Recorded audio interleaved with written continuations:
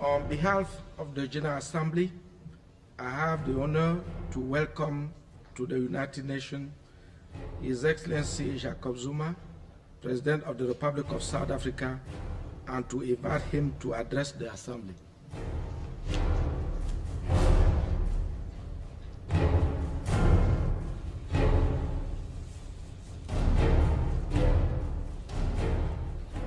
Your Excellency, President of the General Assembly, Your Excellency, Secretary General of the United Nations, Your Majesties, Your Excellencies, distinguished delegates and guests, it is an honor and a privilege for me to once again address this august body. South Africa attaches primary importance to the United Nations General Assembly as the most representative and democratic organ of the United Nations serving the international community. We congratulate you, Mr. President, and the Republic of Antigua and Barbuda on your election as President of the 68th session of the General Assembly. We also thank Mr. Vuk Jeremic for the splendid way in which he presided over the 67th session of the General Assembly. Mr. President, let me begin by reiterating our condemnation of the horrific terrorist attack over the weekend in Kenya, in which a number of civilians, including a South African national, were killed. We express our deepest condolences to the government and people of Kenya and to all families who lost their loved ones, and wish the wounded survivors a speedy recovery. We continue to support Kenya's and the international community's efforts aimed at peacekeeping, stability, democracy, and nation building in Somalia. Mr. President, the theme for our debate this year, the post-2015 development agenda, setting the stage, is most appropriate. In the year 2000, the commitment was made by world leaders in the Millennium Declaration to eradicate extreme poverty and adopt Millennium Development Goals. The MDGs are measurable and achievable targets that were specifically crafted to address the most pressing development needs of the most vulnerable. The full implementation of the MDGs remains the key priority on the development agenda for the next 2 years. A development agenda beyond 2015 should allow individual regions and states the space to address the development needs peculiar to their circumstances and priorities.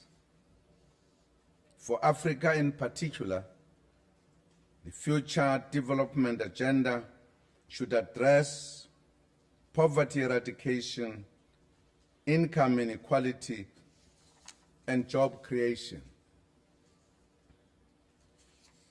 We further believe that the new development agenda can only be effective if it is focused on all three dimensions of sustainable development.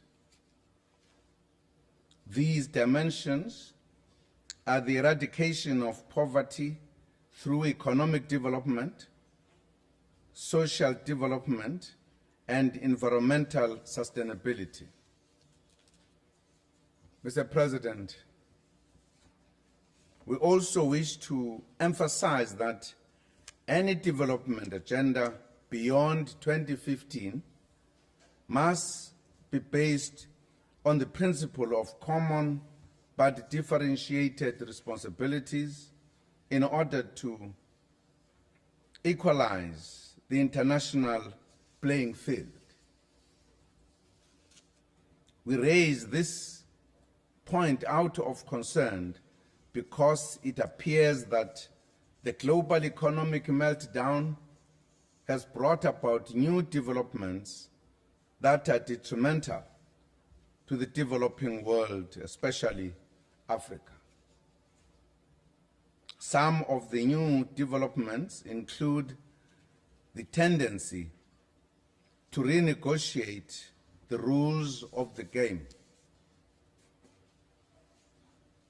New issues are being introduced as prerequisites for development and partnerships, which in fact become huge non-tariff barriers. These include the green economy and clean technology. While these issues are important for Africa and developing countries and need to be attended to, the manner in which they are crafted restrains economic development as they are used as obstacles. We wish to emphasize as well our expectations that the developed North and developing South should continue to engage in genuine partnership.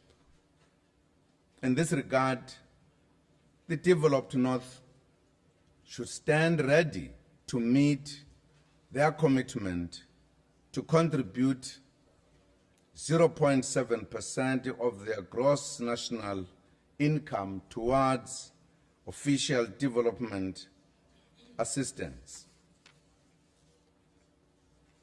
We are aware of the challenges in the North due to the economic meltdown, but are of the view that investing in development in the South, especially in Africa, is of primary importance as a source of much needed sustainable development and stability in the world. The tendency to attempt to delegate some of these historical responsibilities to new emerging economies in the South is unacceptable and unworkable, as such emerging nations have their own historical challenges and backlogs to deal with.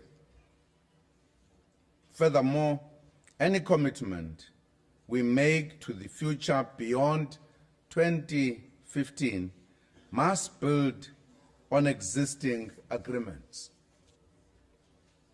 These include Agenda 21, the MDGs, the Johannesburg Plan of Implementation, and the Rio +20 outcome.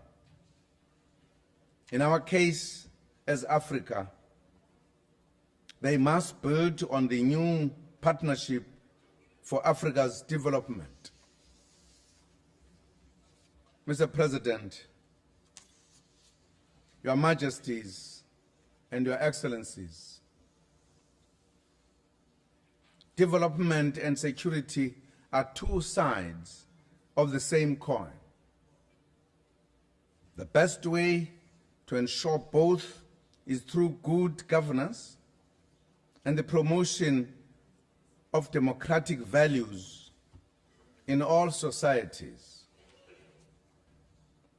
Allow me, therefore, Mr. President, to register again our serious concern that in close to 70 years after its establishment, the United Nations Security Council still remains undemocratic, unrepresentative, and unfair to developing nations and small states, and disenfranchises the majority of the member states of the United Nations who form the majority in this General Assembly. We cannot remain beholden indefinitely to the will of an unrepresentative minority on most important issues of international peace and security. There has been too much talk about the need for reform with legal action. We would like to challenge the Assembly today and say, let us set ourselves the target to celebrate the 70th anniversary of the United Nations in 2015 with a reformed, more inclusive, democratic, and representative United Nations Security Council. Mr. President, when discussing the United Nations Security Council, the matter of the Syrian Arab Republic comes into focus. We have expressed our dismay at the use of chemical weapons in Syria. There is no cause that could justify the use of weapons of mass destruction by anyone or anybody under any circumstances. It is our strongly held view that any political transition in Syria must come about as a result of the will of the Syrian people and not as a result of a force of arms. We welcome the recent positive developments, such as the decision by Syria to accede to the Chemical Weapons Convention and the ongoing bilateral consultations between the Russian Federation and the United States. We support all the diplomatic efforts aimed at finding a solution to this matter. The international community has an opportunity to use the Syrian experience to ensure that matters of this nature are handled correctly going forward using existing instruments within the multilateral system of global governance. Mr. President, next year, South Africa will celebrate 20th anniversary of freedom and democracy. We will forever be grateful to those in the international community, including the United Nations, who stood beside us in our long struggle for liberation. We look forward to celebrating our anniversary of freedom with the United Nations and to strengthen our partnership. A strong partnership with the United Nations is critical for the future we want for the people of South Africa. We also take this opportunity to thank the United Nations and the international community for support during the recent hospitalization of our beloved founding president of a free and democratic South Africa, His Excellency Nelson Mandela. We thank you for your support and good wishes. The UN declared 18 July, his birthday, as International Mandela Day. This has become a catalyst to promote service to humanity worldwide. We thank the UN for this gesture. Our revered former president continues to respond to treatment at his home. His family and our people have warmly welcomed the support he continues to receive from the global community. We are humbled and very grateful for this support. Mr. President, as we celebrate our freedom and democracy, we remain mindful that our struggle is not complete until the people of Palestine and Western Sahara enjoy their right to self-determination. In the same manner that the United Nations stood by South Africa, we would like to see this organization being at the forefront of efforts towards self-determination for the peoples of Palestine and Western Sahara. We are deeply concerned about continued illegal settlement activities in the West Bank in violation of international law. These illegal settlement activities jeopardize the realization of the two-state solution. Mr. President, the Cuban people hold a special place in our hearts because of that country's sacrifice for African people in their quest for freedom. We'll therefore continue to struggle with them for their economic liberation. In conclusion, Mr. President, the 68th session of the General Assembly will undertake critical work for the future of our people. Let us tackle the work ahead in a manner that when future generations look back on this moment, they will be able to say that the leaders of this generation laid the foundation for the eradication of poverty, for building a world society of equality, and for world peace. Mr. President, let me borrow from the words of our former President Nelson Mandela on his inauguration day in 1994, when he said, and I quote, "We understand it still that there is no easy road to freedom. We know it well that none of us acting alone can achieve success.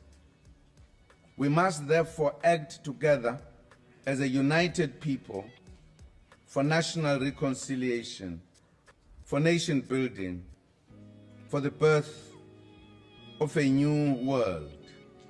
Let there be justice for all. Let there be peace for all.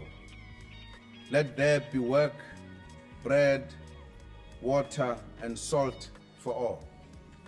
Let each know that for each, the body, the mind, and the soul have been freed to fulfill themselves." Close quote. And I thank you.